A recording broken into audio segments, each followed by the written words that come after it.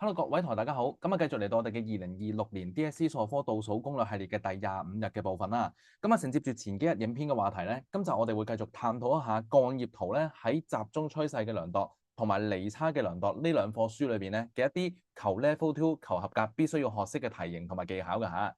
好啦，睇睇今日嘅例題先。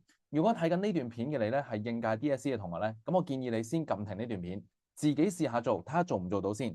做完啦，攞住個答案咧，先再翻嚟對翻都未遲㗎嚇。OK，咁我就唔喺度等大家啦，因為你可以撳停段片㗎嘛。好啦，嗱，直接嚟睇睇個例題啦。佢咧就俾咗個鋼葉圖我哋咧，係代表住一班學生個考試嘅得分嘅。好啦，成個鋼葉圖裏邊，基本上淨係得兩個數據，我哋係唔知嘅啫。分別就係呢一個啦，最低分嘅係30x 咁上下嘅分數，同埋咧最高分嘅係70y 咁上下嘅分數。得呢兩個數我哋係唔知，其他都 firm 㗎啦。好啦，咁而家咧題目就俾咗啲資料我哋嘅，佢就話啦，叫我哋計咧，佢話已經知道嚇，應該咁講，已經知道就係分佈域咧係少於45嘅，同埋咧平均值係56.5分嘅，俾咗呢兩個數據我哋。嗱，咁要計到個 x 同 y 嘅話咧，咁一定要用呢兩個數據㗎，就算諗到又好，諗唔到又好，點都依照佢呢兩個資料咧去寫低嗰啲式出嚟先。好啦，呢個係第一 part。好啦。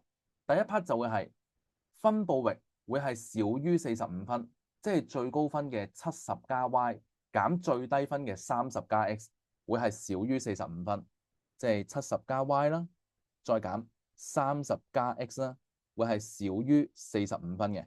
OK，嗱，稍微化簡一下啦，將個減咧係減緊呢兩個數嘅，咁就會變咗係70加 y 減30再減 x 咧，會係少於45噶啦。好啦，70減30，40嚟嘅。掉個對面剩5，所以係少於5。左邊係 y 減 x。嗱，去到呢度要停一停㗎啦。當然，目前咧我哋知道嘅資料太少啊，我哋鎖定唔到 x 同 y 嘅數啊。嚇，我哋而家淨係知道啲咩咧？根據個圖，x 咧係0至8之間嘅數嚟嘅，而 y 咧就係6至到9之間嘅數嚟嘅。再加上 y 同 x 嘅差距咧係唔可以超過5。但係我哋暫時都仲係鎖唔定 x 同 y 嗰個數值係幾多啊？個變數太多啦。所以咧，我哋而家就要用埋平均分係56.5呢個資料啦。嗱，我寫隔離啊，到時咧正式 DSE 嘅時候咧，佢下邊有啲橫線俾你係寫下邊嘅。咁但係我而家因為個 cam 唔夠位咧，我先寫喺呢啲地方嘅啫。OK，好啦，平均值我哋知道咧係56.5分。好啦，咁我哋就將呢度每個數據咧全部加晒佢，再除翻開咁多個，等於56.5咯。所以就會係30加 x，再加38，再加38，再加40。再加42，再加44，再加45，再加54，跟住一路加落去啦。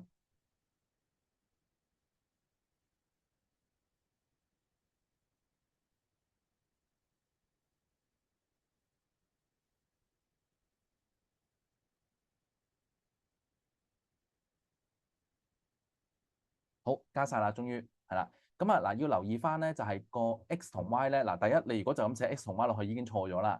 咁有啲同學咧知道㗎，知道個 x 同 y 係個位數，咁個十位數係3同7咁樣嘅，叻嘅。但係佢哋寫落份卷咧，即係習慣咗寫3x 啊、7y 咁樣咧，都係當錯嘅嚇。因為如果你嚴格嚟講寫3x 咧，你講緊3乘 x，你唔係講緊30x 嘅一個數值啊嘛。咁所以咧，其實呢兩個寫法都係錯㗎。要寫翻30加 x 同埋70加 y 先啦。好啦，既然你係計緊平均數，當然你要除翻個總人數啦。睇睇呢度總共有幾多人先？1、2、3、4、5、6、7、8、9、10、11、12、13、14、15、16、17、18、19、20。呢度有20個人嘅，所以除翻20會等於翻56.5分。係啦，好，咁跟住條式就好似好大嚿咁啦，但係其實所有嘢咧全部都係發生喺計數機裏邊嘅啫。係啦，咁我哋咧就將個20乘翻過去56.5度，好啦，會係1130啦。跟住減翻其餘嘅數啦，其實對住呢度去減仲方便，好過對住自己寫嗰 part。所以減翻38，再減翻38，再減40，如此類推，一路撳就得㗎啦。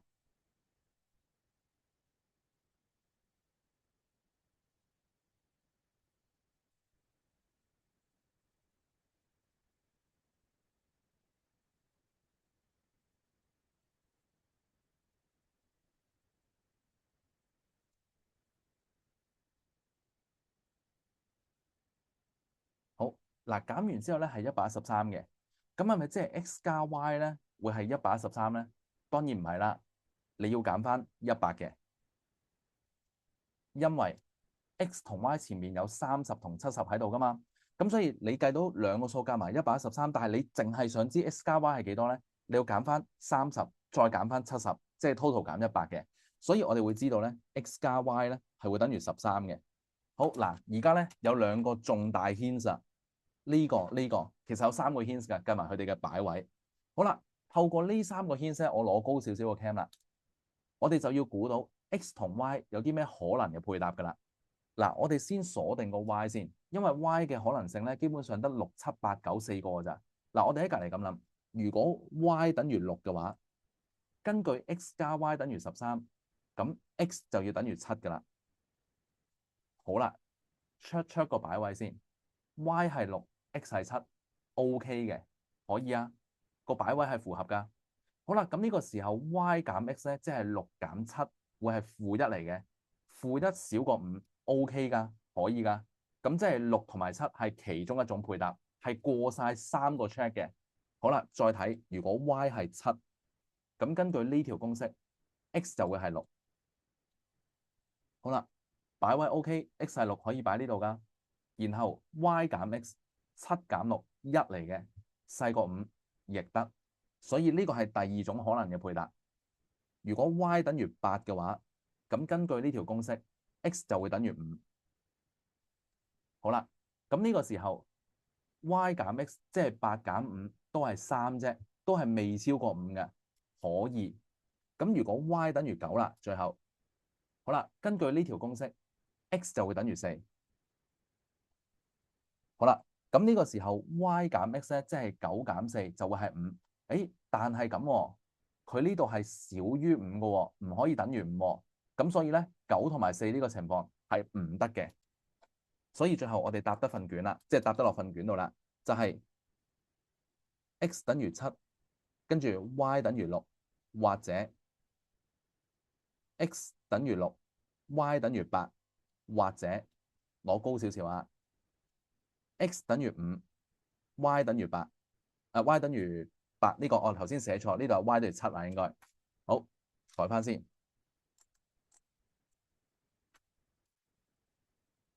係啦，成件事就係咁啦，有3個情況喺度嘅。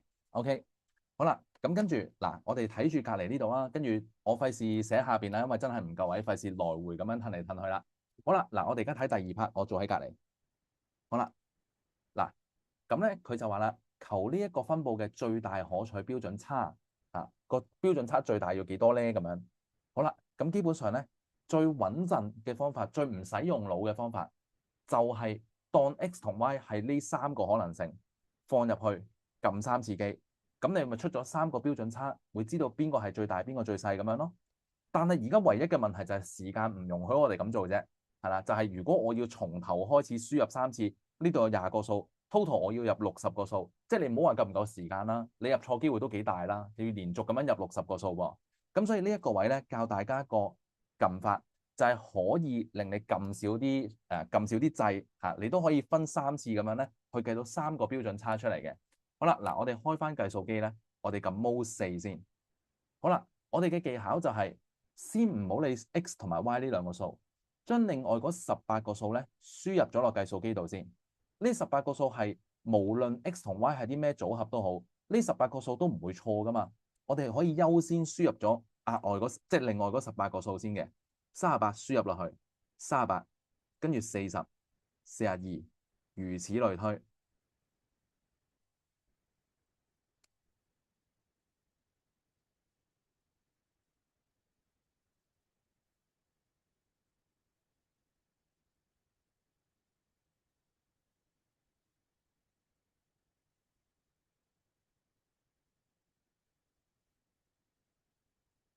好嗱，你見到計數機顯示咗18嘅，即係話目前你係輸入咗18個數落去，跟住最後你先至將 x 同 y 輸入。我哋會咁樣講，就係當 x 等於6。x 等於7啦，我哋順住個順序開始。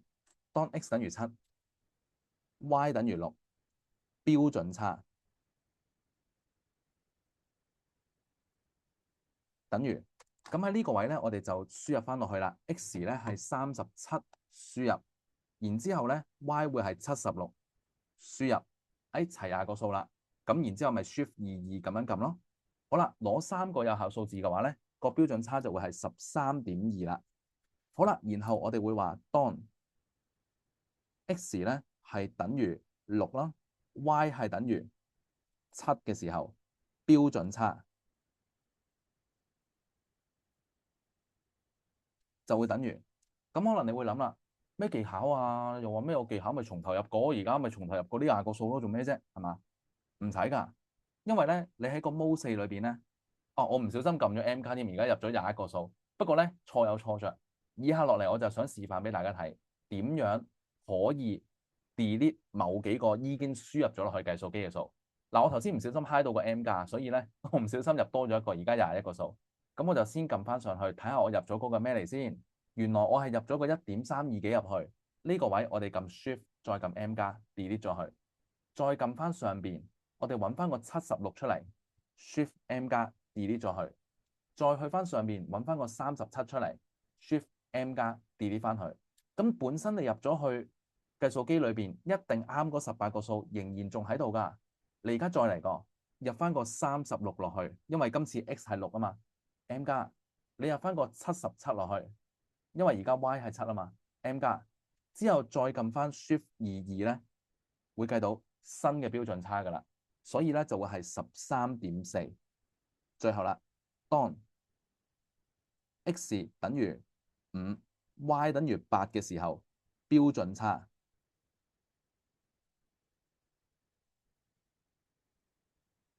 會等於，好啦，我哋而家再嚟個，撳翻上去揾翻個77出嚟 ，Shift M 加，撳翻上去揾翻個36出嚟 ，Shift M 加。咁本身你入咗去嗰18個數，咪仲喺度咯。跟住 x 等於5，即係我要入個35落去 M 加，我要入個78落去 M 加，又重新變翻20個數啦。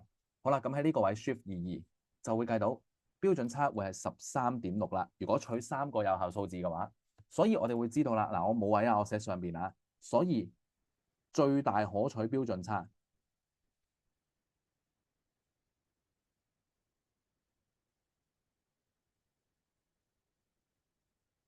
等於13.6啦。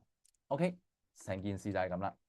好啦，嗱，所以咧呢一個技巧咧就係原來你係可以撳計數機向上嘅方向鍵咧，揾翻你之前輸入過嘅數同埋個數量嘅，然後你揾翻個數據出嚟咧，Shift M 加咗佢咧，就會 delete 翻某幾組嘅特定嘅數據或者某幾個特定嘅數據，再將你要入新嘅數據重新輸入落去咧，咁樣就會快捷好多，唔使將呢20個數真係來回咁樣咧重新入60次咁樣嘅。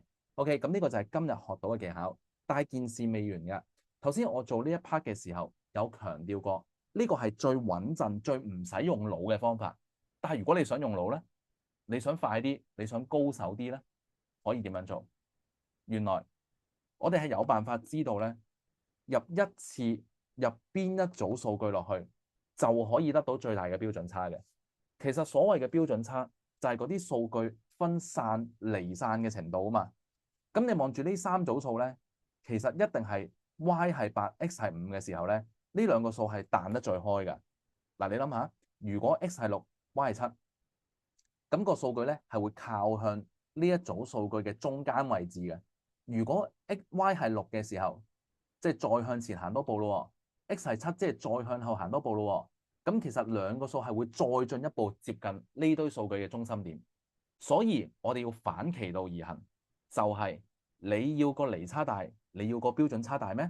你就要揾 x 同 y 彈得最開嗰個情況，亦即係話 x 係5，y 係8嘅呢個情況，佢哋係分得最開嘅。喺呢個情況咧，你知道計標準差出嚟，其實會預計到係會計到最大嘅。所以如果你係一個高手，你係連即係雖然用 Shift M 加嘅技巧都快嘅，但係你連嗰幾粒掣都唔想撳，你亦都唔想寫呢4行啦，你想一嘢俾個最大嘅標準差去13.6嘅，係有辦法嘅。如果你想用腦你唔係唔想用腦，你想用腦嘅係有快嘅方法嘅。咁但係因為始終啦，呢個系列嘅影片咧，主要都係 for 一啲求合格、求 level 2嘅同學嘅。咁可能咧 concept 上咧求合格嘅同學咧，未必真係每一個課題咧，未必每一個位都會咁清晰，所以我就會介紹一啲咧係即係撳機技巧取勝，而唔係話要好深嘅 concept 嘅計法。咁所以就介紹咗大家咧用呢個 Shift M 減嘅，即係 Shift M 加導致到會 M 減嘅一個方式去撳，咁就會係完全唔使用腦，亦都唔需要真係撳60次都可以得到咧最大嘅標準差嘅。OK。咁啊，如果覺得呢個系列嘅短片係幫到手嘅話咧，咁啊記得訂閱呢個 channel，俾個 like 鼓勵下我，同埋留言話俾我知，對於呢一個標準差嘅撳法咧，有冇問題想問翻我啦？我哋聽日嘅影片再見，拜拜。